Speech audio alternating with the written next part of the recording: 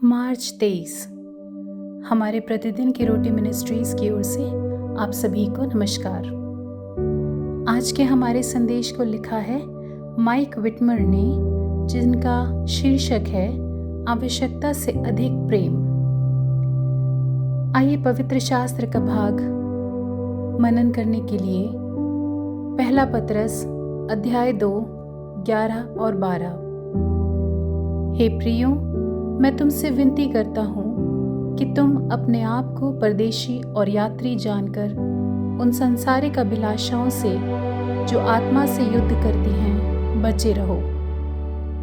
अन्य जातियों में तुम्हारा चाल चलन भला हो, ताकि जिन जिन बातों में वे तुम्हें कुकर्मी जानकर बदनाम करते हैं, वे तुम्हारे भले कामों को देखकर उन्हीं के कारण कृपा दृष्टि के दिन परमेश्वर की महिमा करें।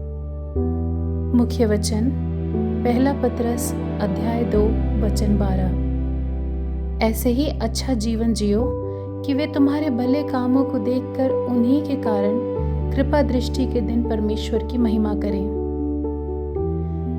फ्लाइट में मेरी सहयात्री ने मुझे बताया कि वो नास्तिक थी और एक ऐसे शहर में आकर बस गई थी जहाँ कई मसीहियों के घर थे। जब उसने बताया कि उसके अधिकांश पड़ोसी चर्च जाते हैं, तो मैंने उसके अनुभव के बारे में पूछा। उसने कहा कि वो उनकी उदारता का बदला कभी नहीं चुका सकती। जब वो अपने विकलांग पिता को अपने नए देश में लेकर आई, तो उसके पड़ोसियों ने उसके घर तक एक रैंप बनाया और एक अस्पताल का बिस्तर और चिकित्सा का सामान दान किया। उन्होंने कहा, अगर मसीही होना किसी को इतना दयालु बनाता है, तो हर किसी को मसीही होना चाहिए। बिल्कुल वही जो यीशु को आशा थी कि वो कहेगी।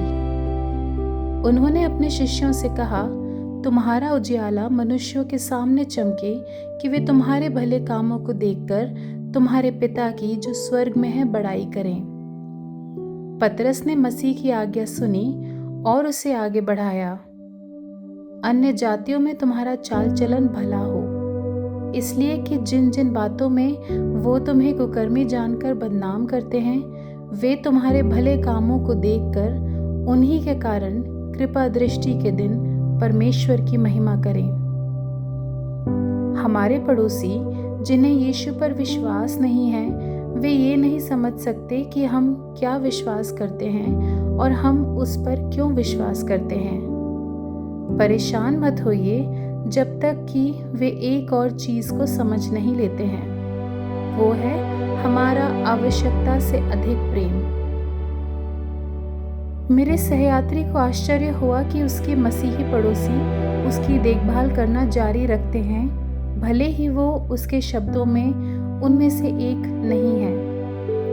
वो जानती है कि यीशु के कारण प्रेम किया गया है और वो परमेश्वर को धन्यवाद देती है। हो सकता है कि वो अभी भी उस पर विश्वास ना करती हो, लेकिन वो आभारी है कि दूसरे ऐसा करते हैं।